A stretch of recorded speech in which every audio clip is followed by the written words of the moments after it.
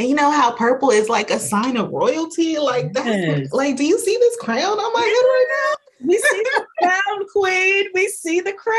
now? Yes. So purple.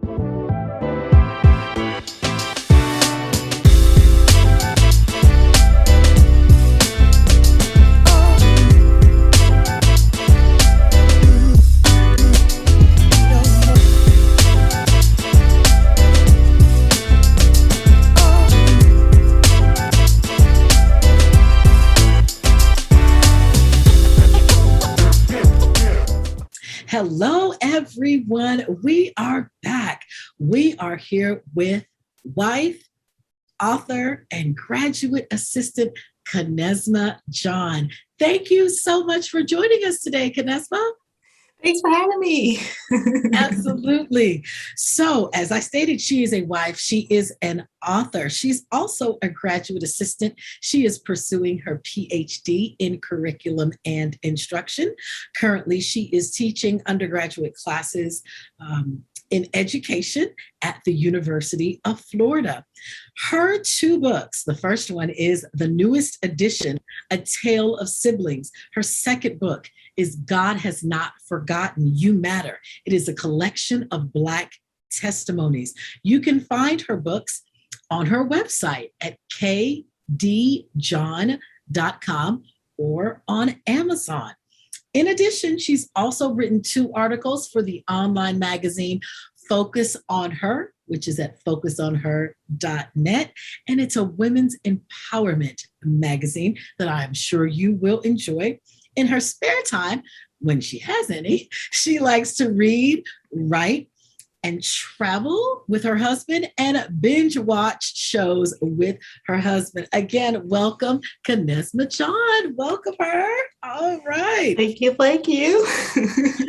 We are so excited to talk to you today. You have done so much, and I know you're going to continue to do wonderful things. And so we know that self-care is really important in your life. So tell us, how would you define self-care? It's a very good question.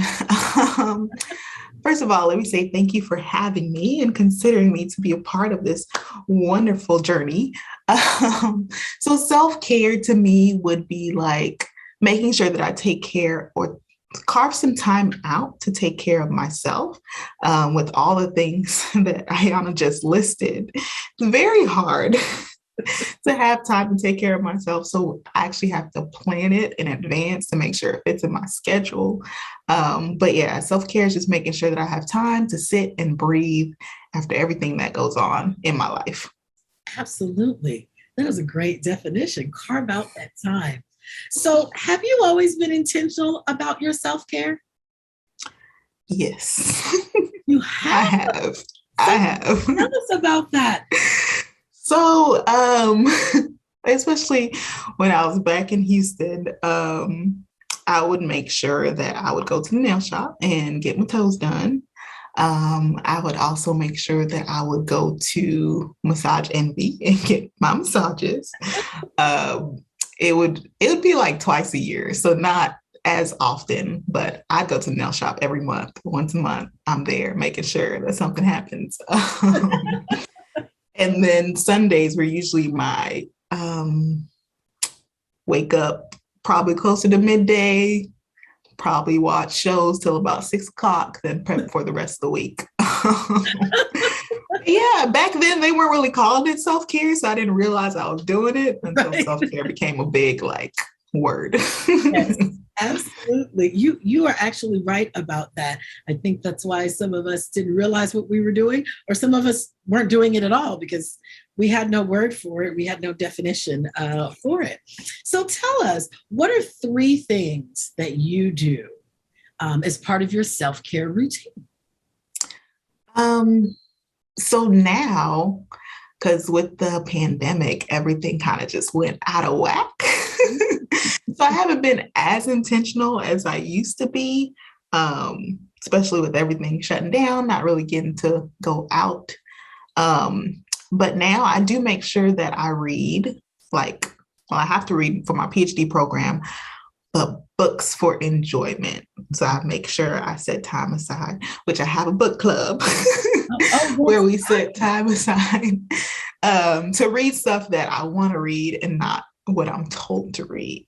So that and probably getting my nails done, which it stopped during at the beginning of the pandemic, but once everything started opening back up, I started going back. Gotcha.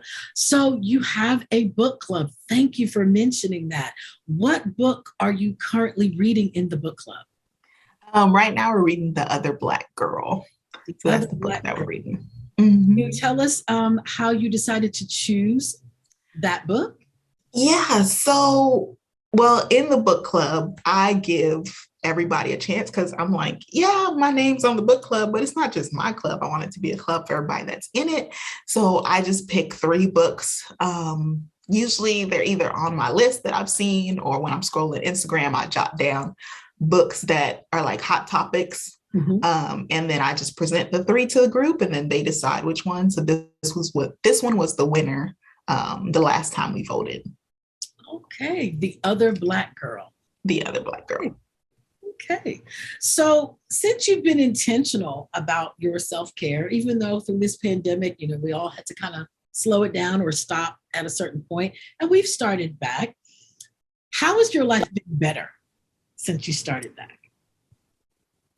It's been it's been really good. I feel like I just started back like recently though, like maybe the tail end of 2021. Okay. But yeah, it's been good. It's been needed. This semester I was taking 4 classes, which the load is 3 classes. So I was taking more than I needed to, as well as TAing, as well as doing research. Wow. So this semester was a lot. So I didn't really get to go to the nail shop as much as I wanted to.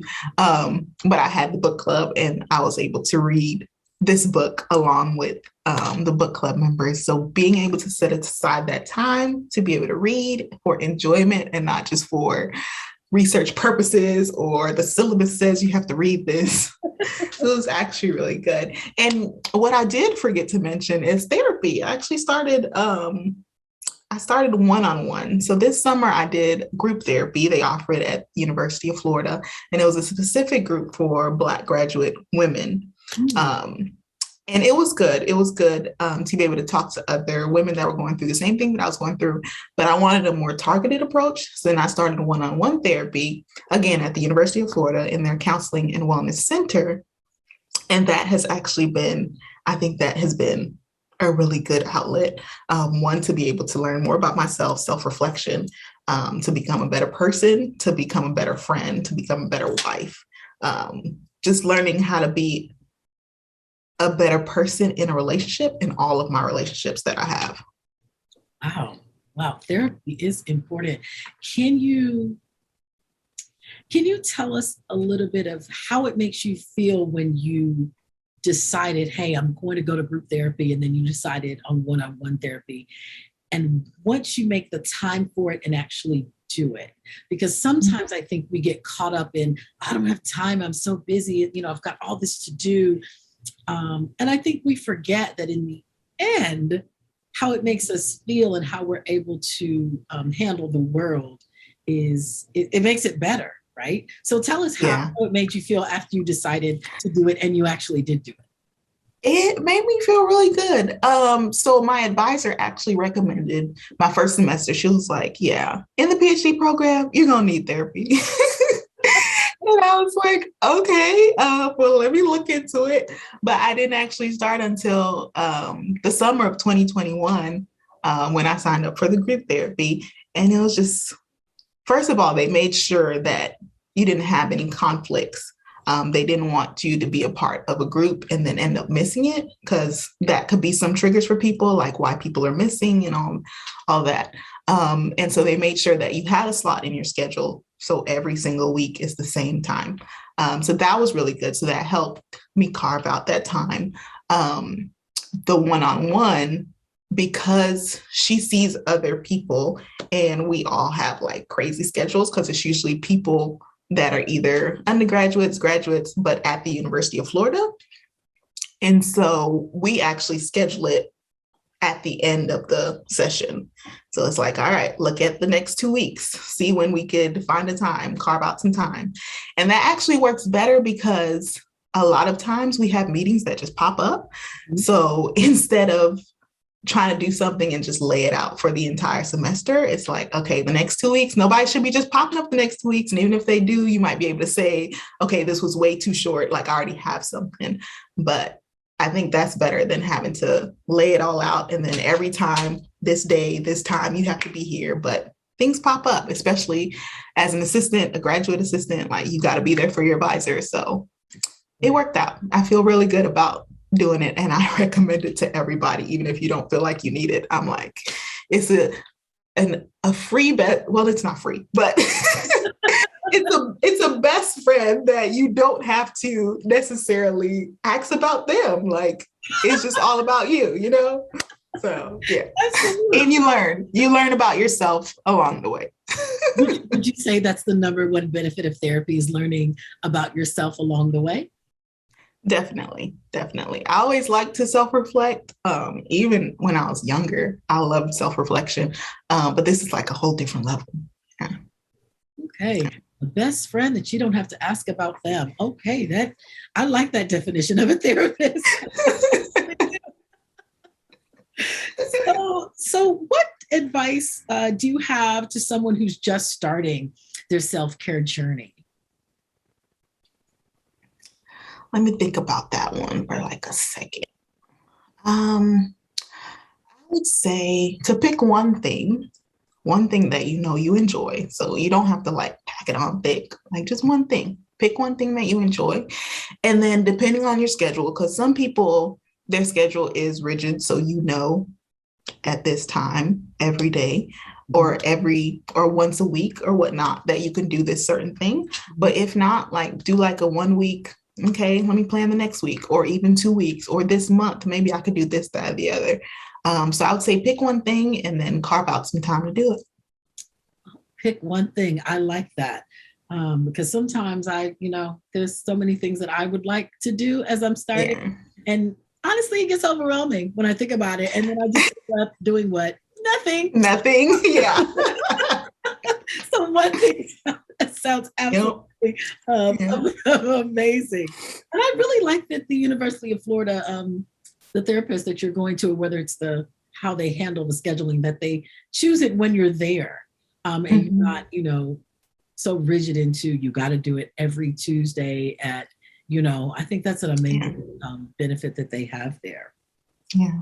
So how do you adjust when you've planned your self-care and because of life, it just doesn't happen. Something just comes up and it's truly something that you need to handle, something that you need to go to or do.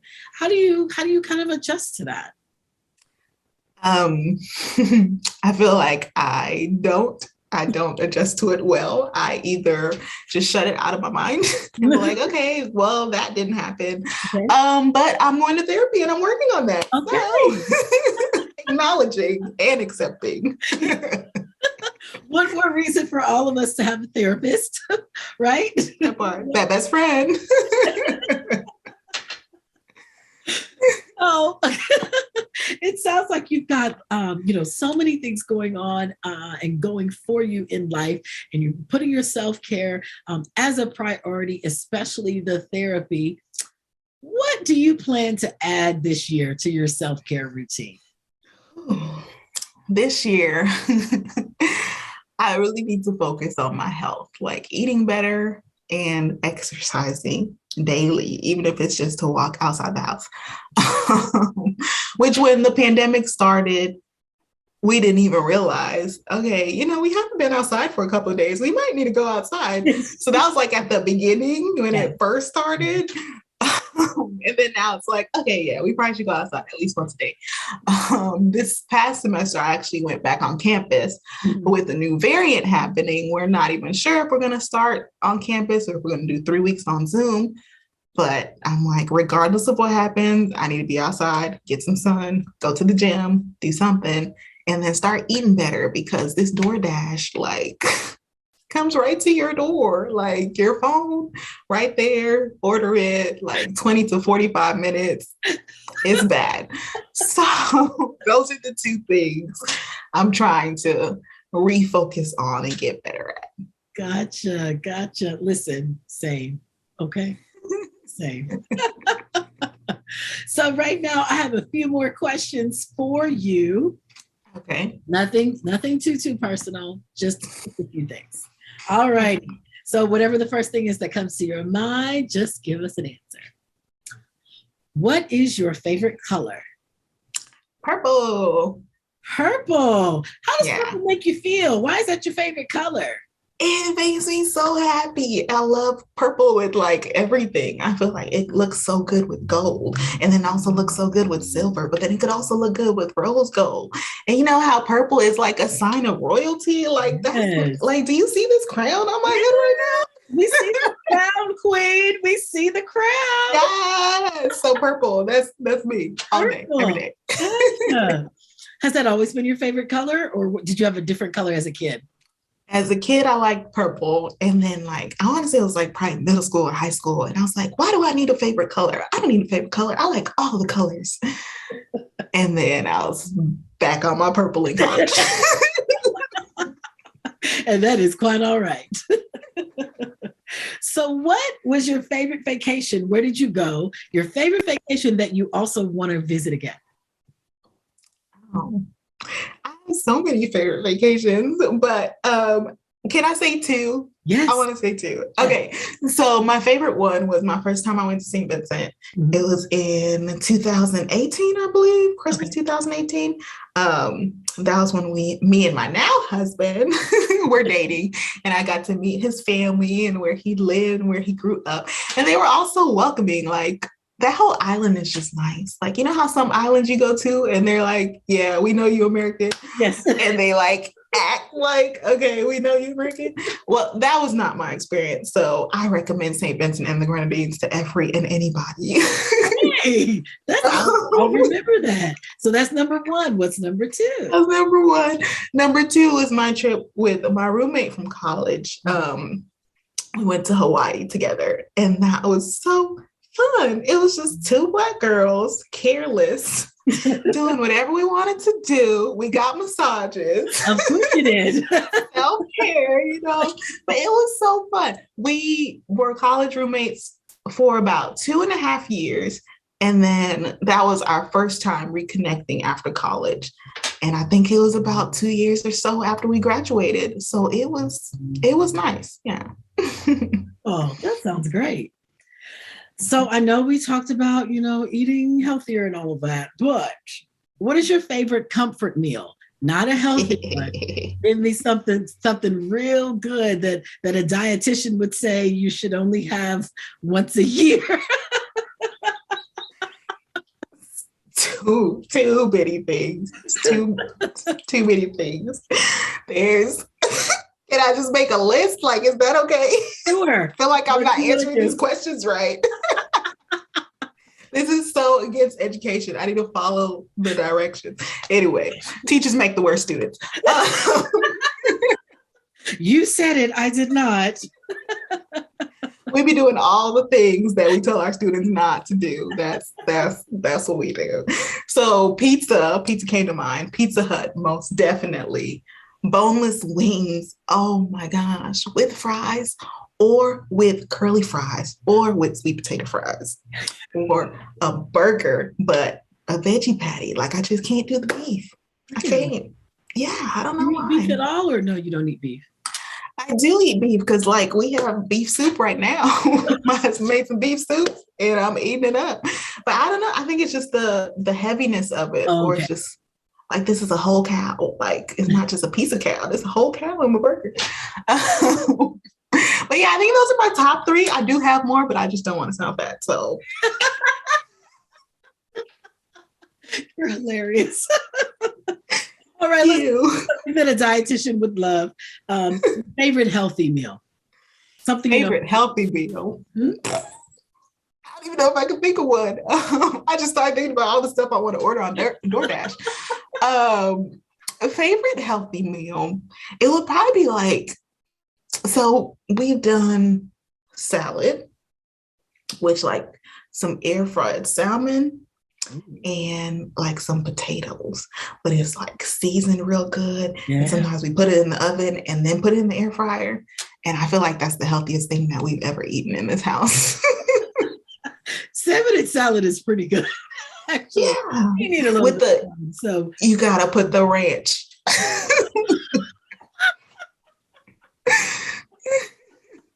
oh, this is too fun. This is too fun. So after a stressful day, a long, stressful day, is there a body care or a skincare item you like to use that just helps you feel like you're de-stressing? Oh, yes. I don't even know if I know the correct name for it. But Bath and Body Works, Mhm. the eucalyptus, I think it's spearmint, eucalyptus spearmint. Yes. That is all day. Lotion, bath bombs, hand sanitizer, all of it. Whenever the sale comes, be me. Candle, like what else? What else? Eucalyptus been everywhere. Yes. So ever need to buy me a gift? Bed Got Bath. you. I said Bed Bath. Bath and Body Works. Body Works. Eucalyptus. Eucalyptus. Everything. Plugins like car freshener, all of it. I'm naming all these things because we were in the store yesterday, and yeah, those, yeah, yep. Okay, then. So, after a long, stressful day, besides the body care item, what's your other go-to? You've just had a long, and you just want to just forget about the stress. What's your go-to? My go-to is sit on the couch, binge watching anything, and probably some Bluebell cookies and cream ice cream. Now, do y'all have Bluebell where you are? We do. But it's not as like everywhere as in Texas. So we be door dashing, right? But it's not as common. Like I'd have to search Publix, and sometimes they have it, sometimes they don't, or they have the gallon. I don't want the gallon, I want the pint. I'm trying to be healthy.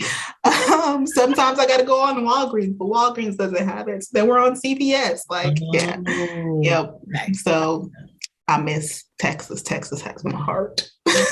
And the Bluebell. If your heart in the Bluebell. It's really what it is. So you said Publix. I just want to know because I hear about people that know about Publix and they're always talking about Publix and they're always talking about the fried chicken. Have you tried it? I have not tried the fried chicken, but I tried the pub subs and the hype is real. And they have, the one we get is chicken tenders, chopped up, tossed in barbecue sauce, all the hype is real. That and Publix cakes. Yeah. Yep. Publix cakes. Oh. Like any kind of public cake. Yeah. Okay. You know what? You have given me a reason to visit a Publix and try the subs and the cakes.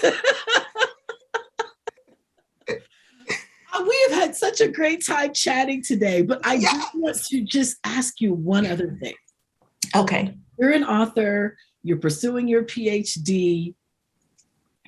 Has that always been a dream of yours to be an author, or is that newer?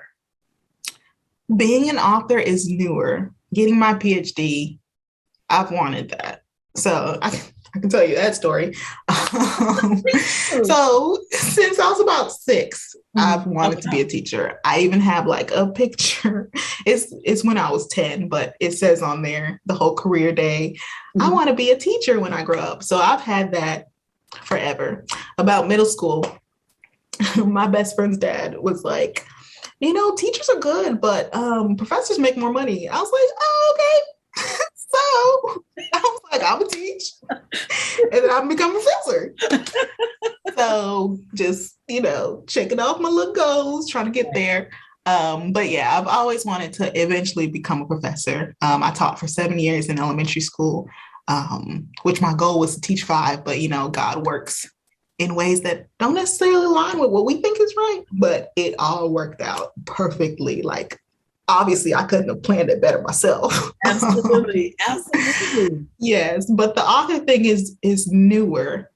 Before I started my program, I was bored in the summer. I was bored.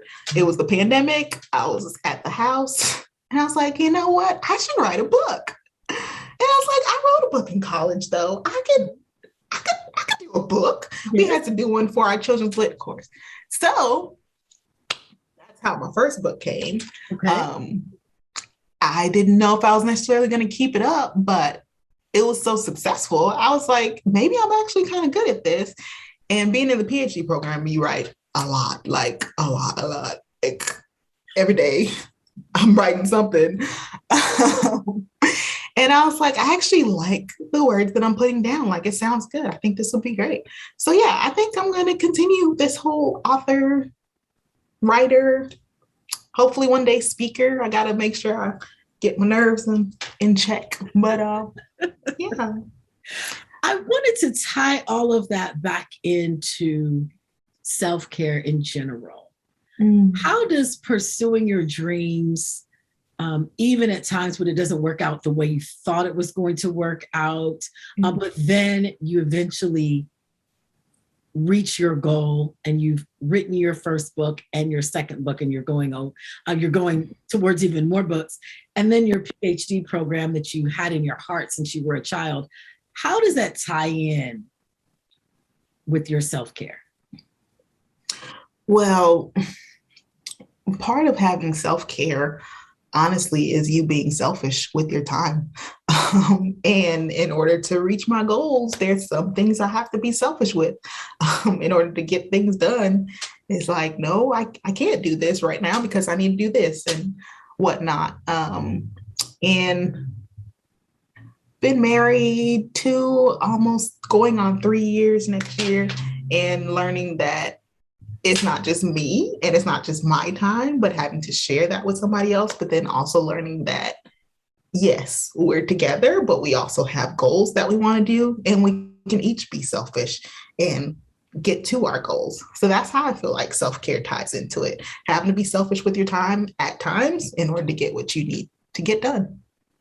Gotcha. Oh, I like that you both have to be a little bit selfish with your time. And I'm going to assume you agree, right, on the time. Yeah. Selfish with your time so that both of you can reach your individual goals. And then when you come together, it's even better. As you reach, I'm sure you have a couple goals that you want to reach. And so it makes an even better foundation for your marriage. Definitely. I am so glad that we have talked today. You really give insight, and I've gotten to know you a little bit better. And so everyone else that is watching is getting to know you a little bit better as well. Thank you so much for your time and your effort. And I hope to interview you again, especially after you cross that stage, the soon to be Dr. John. Hey, got a nice ring to it. Yes, it does have a wonderful ring. And we look forward to all the books that you are going to author. Again, her website is kdjohn.com. You can find her books there. You can also find them on Amazon. Just search Kenesma D. John. That's KENESMA